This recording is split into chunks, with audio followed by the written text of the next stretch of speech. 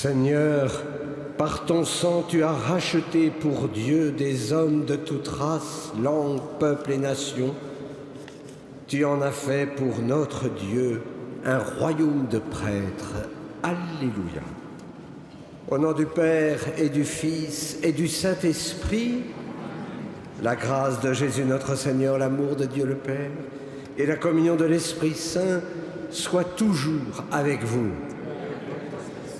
Nous voici ce vendredi dans cette cathédrale en communion avec toutes celles et tous ceux qui nous rejoignent par KTO Télévision. Oui, le Seigneur a fait de nous un royaume de prêtres. Notre sacerdoce baptismal, c'est de devenir vivante offrande à la louange de Dieu le Père. Alors, avec confiance, offrons-nous à l'amour miséricordieux pour répondre à notre vocation. Je confesse à Dieu Tout-Puissant, je reconnais devant mes frères que j'ai péché en pensée, en parole, par action et par omission. Oui, j'ai vraiment péché.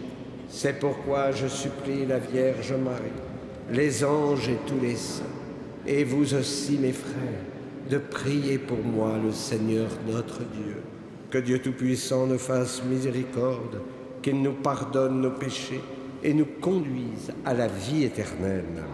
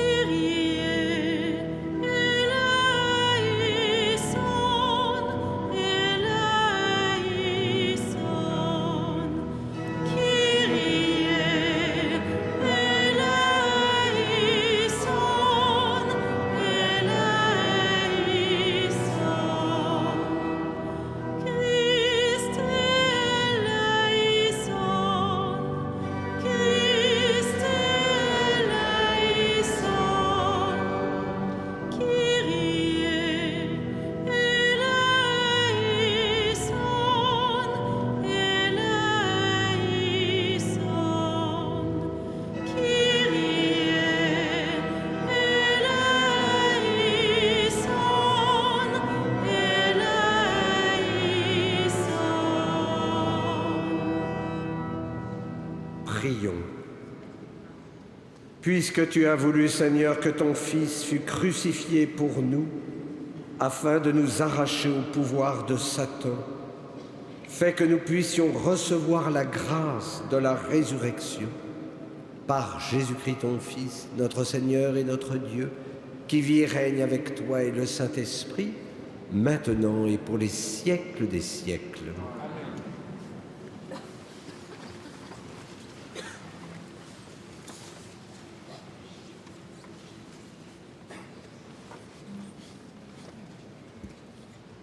Lecture du livre des Actes des Apôtres. En ces jours-là, comme les apôtres étaient en train de comparaître devant le Conseil suprême, intervint un pharisien nommé Gamaliel, docteur de la loi, qui était honoré par tout le peuple. Il ordonna de les faire sortir un instant, puis il dit : « Vous, Israélites, prenez garde à ce que vous allez faire à ces gens-là. Il y a un certain temps, se leva Theudas, qui prétendait être quelqu'un, et à qui se rallièrent 400 hommes environ. Il a été supprimé, et tous ses partisans ont été mis en déroute et réduits à rien. Après lui, à l'époque du recensement, se leva Judas le Galiléen, qui a entraîné beaucoup de monde derrière lui. Il a péri lui aussi, et tous ses partisans ont été dispersés. Eh bien, dans la circonstance présente, je vous le dis, ne vous occupez plus de ces gens-là, laissez-les. En effet, si leur résolution ou leur entreprise vient des hommes, elle tombera. Mais si elle vient de Dieu, vous ne pourrez pas les faire tomber. Ne risquez donc pas de vous trouver en guerre contre Dieu. » Les membres du conseil se laissèrent convaincre. Ils rappelèrent alors les apôtres et après les avoir fait fouetter, ils leur interdirent de parler au nom de Jésus, puis ils les relâchèrent. Quant à eux, quittant le Conseil suprême, ils repartaient tout joyeux d'avoir été jugés dignes de subir des humiliations pour le nom de Jésus. Tous les jours, au temple et dans leurs maisons, sans cesse, ils enseignaient et annonçaient la bonne nouvelle. Le Christ, c'est Jésus. Parole du Seigneur.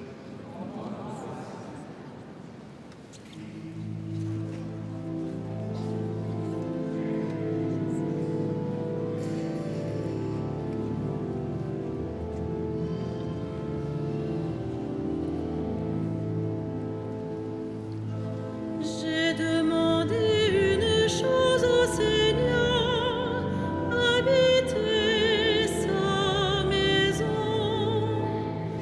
J'ai demandé une chose au Seigneur, habiter sa maison.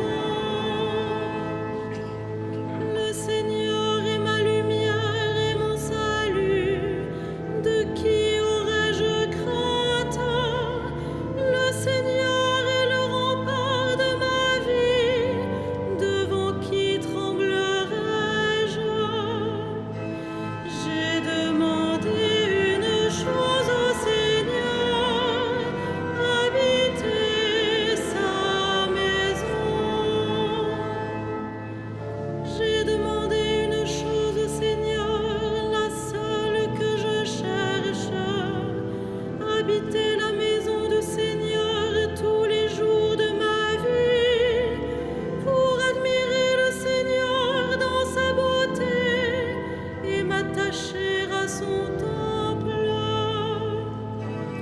J'ai demandé une chose au Seigneur, habiter sa maison. J'en suis sûre, je verrai les bontés du Seigneur sur la terre des vivants. Espère le Seigneur, sois fort et prends courage. Espère le Seigneur. J'ai demandé une chose au Seigneur, habiter sa maison.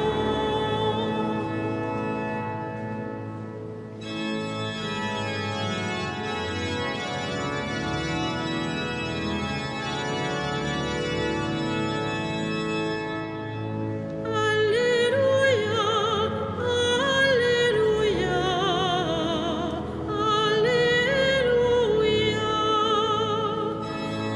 Alléluia, Alléluia. L'homme ne vit pas seulement de pain, mais de toute parole qui sort de la bouche de Dieu. Alléluia, Alléluia, Alléluia.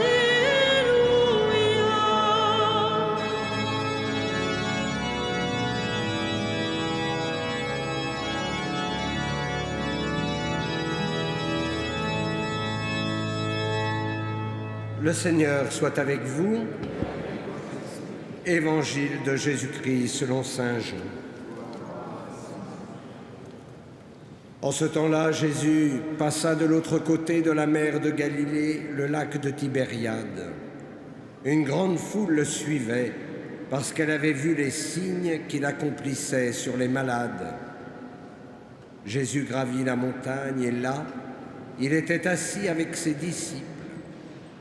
Or, la Pâque, la fête des Juifs, était proche.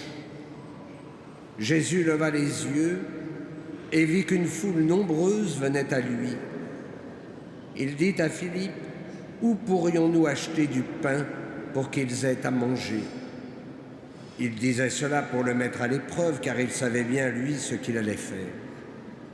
Philippe lui répondit, « Le salaire de 200 journées ne suffirait pas pour que chacun reçoive un peu de pain. » Un de ses disciples, André, le frère de Simon-Pierre, lui dit « Il y a là un jeune garçon qui a 5 pains d'orge et 2 poissons.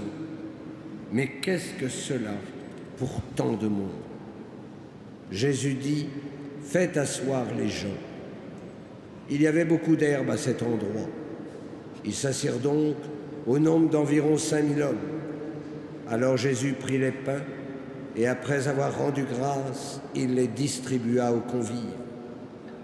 Il leur donna aussi du poisson autant qu'ils en voulaient. Quand ils eurent mangé à leur faim, il dit à ses disciples « Rassemblez les morceaux en surplus pour que rien ne se perde. » Ils les rassemblèrent et ils remplirent 12 paniers avec les morceaux des 5 pains d'orge restés en surplus pour ceux qui prenaient cette nourriture. À la vue du signe que Jésus avait accompli, les gens disaient « C'est vraiment lui, le prophète annoncé, celui qui vient dans le monde. » Mais Jésus savait qu'ils allaient venir l'enlever pour faire de lui leur roi. Alors, de nouveau, il se retira dans la montagne, lui seul. Acclamons la parole de Dieu. Louange à toi, Seigneur Jésus.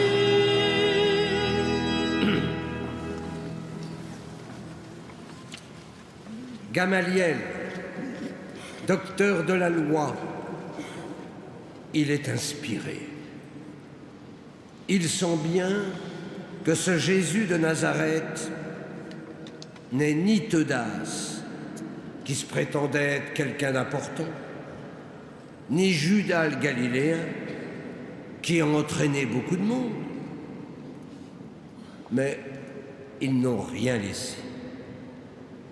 Alors oui, si Jésus n'est qu'un perturbateur, il ne laissera rien derrière lui. 2000 ans après, le ressuscité est toujours là. Son Église est bien vivante, puisque le christianisme demeure la première religion. Oui, les apôtres ne peuvent pas se taire. Et nous l'avons entendu, ils sont tout joyeux d'avoir été jugés dignes de subir des humiliations pour le nom de Jésus. Tout joyeux de vivre la dernière béatitude. Et ils connaissent la récompense. Elle sera grande dans les cieux, leur a promis le Christ. Vous le savez peut-être, mais les premiers chrétiens priaient pour être eux aussi jugés dignes du martyre. Saint Ignace d'Antioche, évêque du IIe siècle, suppliait ses fidèles qu'on le laisse recevoir la pure lumière. Son désir terrestre a été crucifié et il n'y a plus en lui qu'une eau vive qui murmure « Viens, oui, viens vers le Père ». Et quand il est arrivé à Rome, Ignace a été moulu sous la dent des bêtes pour devenir le pain immaculé du Christ. N'est-ce pas d'ailleurs l'aboutissement de l'Eucharistie? Se donner tout entier par amour du Christ. D'ailleurs, le récit de la multiplication des pains que nous venons d'entendre est bien l'annonce de l'Eucharistie. Ceux qui viennent écouter le Christ, ils ont faim. Oui, mais quelle est leur faim? Est-ce qu'ils ont faim de Dieu? Est-ce qu'ils ont soif de l'eau vive? Et pour ces gens-là, qui est celui qui fait le miracle? Leur futur roi, qui guérit, qui nourrit, qui libère l'ennemi. Le Christ sait bien que cette foule pense, le Christ sait bien ce que cette foule pense, tout simplement parce que le Christ lit dans les Écritures. Il lit aussi dans les cœurs. De cette foule, il n'y aura qu'un petit reste. Ce petit reste qui va suivre le Christ. À qui irions-nous? Tu as les paroles de la vie éternelle. Et nous, qui sommes là ce soir, toutes celles et tous ceux aussi qui nous rejoignent par catéo, nous ne pouvons pas nous habituer à ce si grand sacrement. Il nous faut sans cesse en rendre grâce, parce que c'est ce pain quotidien qui nous donne la force de suivre le Christ. C'est ce pain quotidien qui nous divinise toujours un peu plus. Qui mange ma chair a la vie éternelle. C'est ce pain quotidien qui me permet de répondre à ma vocation baptismale, de venir vivante offrande à Dieu notre Père. C'est ce pain quotidien qui me permet de discerner le visage du Christ à travers les plus pauvres. D'ailleurs, c'est l'aspect compromettant de l'Eucharistie. Je reçois l'amour pour le donner. C'est enfin ce pain quotidien qui me transforme en corps du Christ. Deviens ce que tu reçois, aimait dire saint Augustin. Deviens toi-même le corps de l'Église, tout simplement parce que l'Eucharistie construit l'Église. J'ai demandé une chose au Seigneur, habiter la maison du Seigneur pour l'admirer dans sa beauté tous les jours de ma vie. Amen.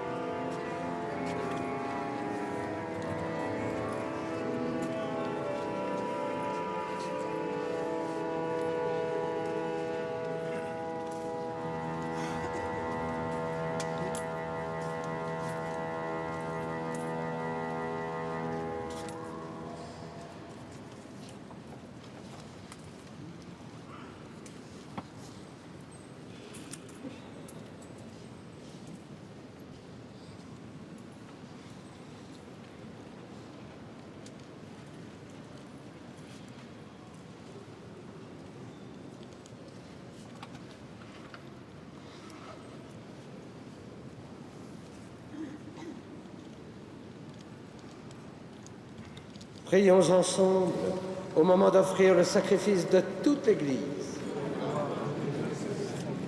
Reçois avec bonté, Seigneur, les offrandes de ton peuple. Garde-le sous ta protection pour qu'il ne perde aucun des biens que tu lui donnes et qu'il découvre ceux qui demeurent toujours par Jésus, le Christ notre Seigneur. Le Seigneur soit avec vous. Élevons notre cœur. Rendons grâce au Seigneur notre Dieu. Vraiment, il est juste et il est bon de te glorifier, Seigneur, en tout temps, mais plus encore en ces jours où le Christ, notre Pâque, a été immolé. Grâce à lui se lèvent des enfants de lumière pour une vie éternelle, et les portes du royaume des cieux s'ouvrent pour accueillir les croyants.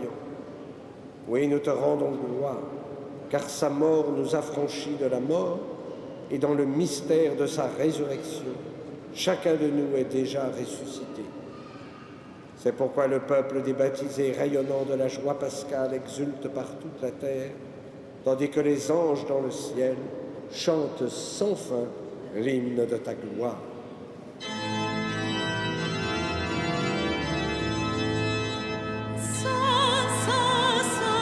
Le Seigneur, Dieu de l'univers,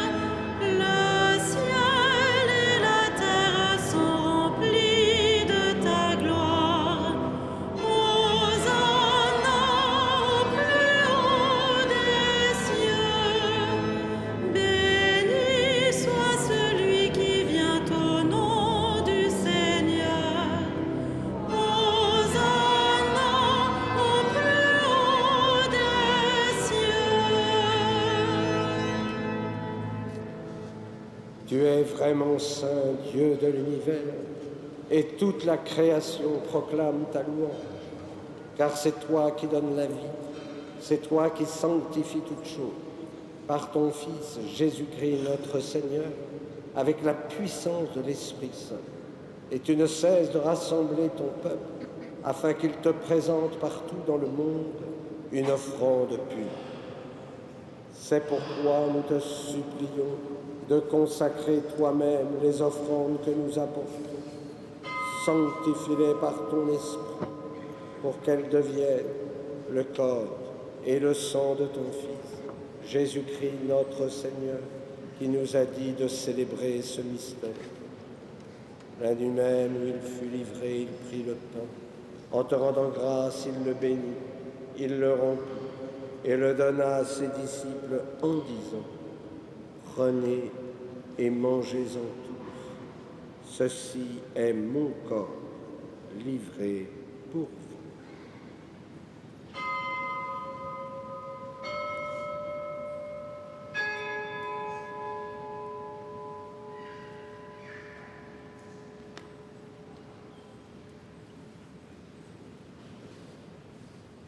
De même, à la fin du repas, il prit la coupe.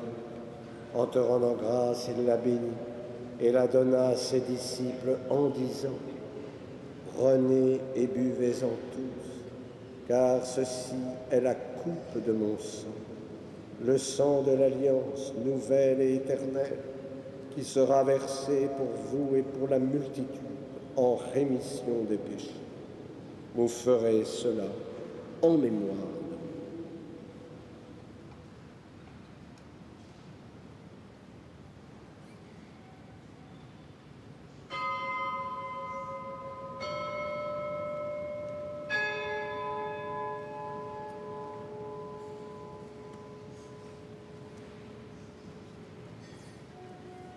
Il est grand le mystère de la foi. Nous proclamons ta mort, Seigneur Jésus. Nous célébrons ta résurrection. Nous attendons ta venue dans la gloire. En faisant mémoire de ton Fils, de sa passion qui nous sauve, de sa glorieuse résurrection et de son ascension dans le ciel, alors que nous attendons son dernier avènement, nous présentons cette offrande vivante et sainte pour te rendre grâce. Regarde, Seigneur, le sacrifice de ton Église et daigne y reconnaître celui de ton Fils qui nous a rétablis dans ton alliance. Quand nous serons nourris de son corps et de son sang et remplis de l'Esprit Saint, accorde-nous d'être un seul corps et un seul esprit dans le Christ.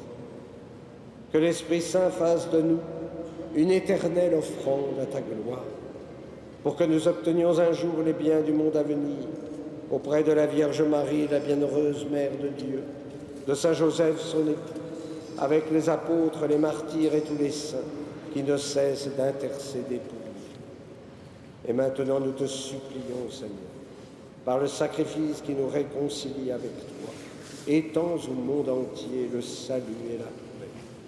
Affermis la foi et la charité de ton Église au long de son chemin sur la terre.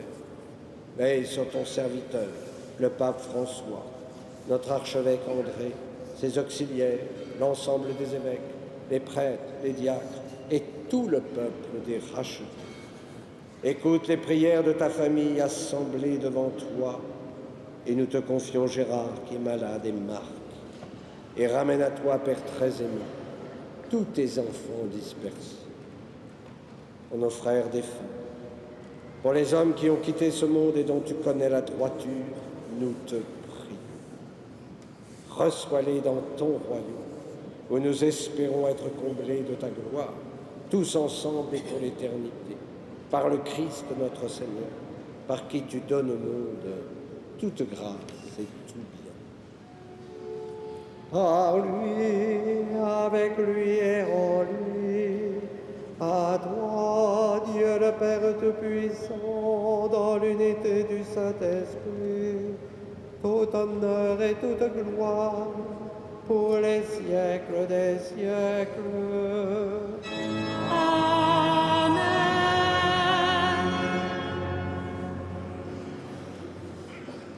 Comme nous l'avons appris du Sauveur, et selon son commandement, nous osons dire, Notre Père, qui es aux cieux, que ton nom soit sanctifié, que ton règne vienne, que ta volonté soit faite sur la terre comme au ciel.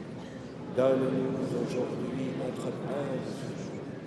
Pardonne-nous nos offenses, comme nous pardonnons aussi à ceux qui nous ont offensés. Et ne nous soumets pas à la tentation, mais délivre-nous. Délivre-nous de tout mal, Seigneur, et donne la paix à notre temps. Par ta miséricorde, libère-nous du péché. Rassure-nous devant les épreuves en cette vie, où nous espérons le bonheur que tu promets et l'avènement de Jésus-Christ, notre Sauveur. Car c'est à toi qu'appartiennent le règne, la puissance et la gloire, pour les siècles des siècles. Seigneur Jésus-Christ, tu as dit à tes apôtres, je vous laisse la paix, je vous donne ma paix. Ne regarde pas nos péchés, mais la foi de ton Église. Pour que ta volonté s'accomplisse, donne-lui toujours cette paix et conduis-la vers l'unité parfaite, toi qui règnes pour les siècles des siècles.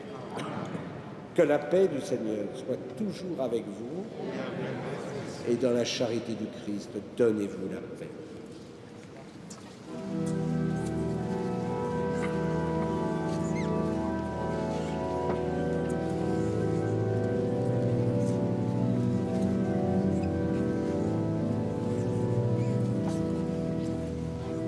Agneau de Dieu qui enlève le péché du monde, prends pitié de nous. Agneau de Dieu qui enlève le péché du monde, prends pitié de nous. Agneau de Dieu qui enlève le péché du monde, donne-nous la paix. Heureux les invités au repas du Seigneur. Voici l'agneau de Dieu qui enlève le péché du monde. Je ne suis pas digne de te recevoir, mais dites seulement une parole et je serai guéri.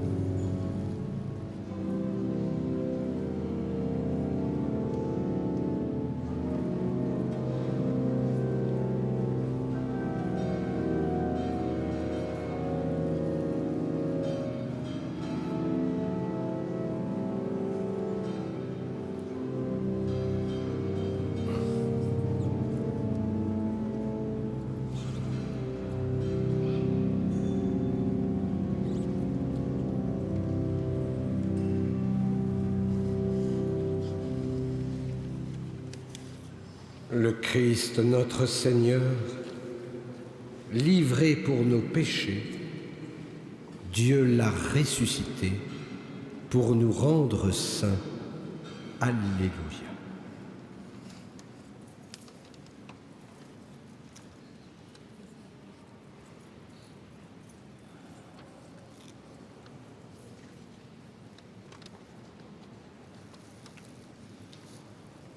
Prions.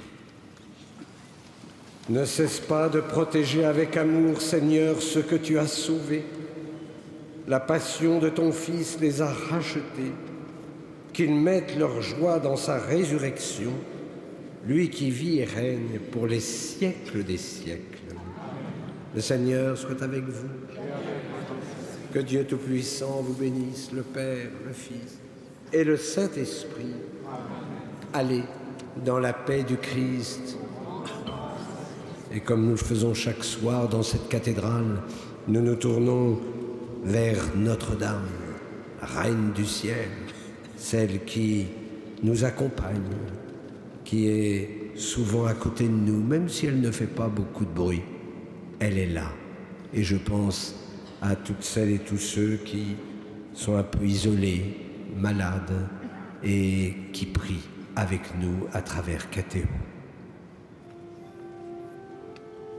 Regina Celi,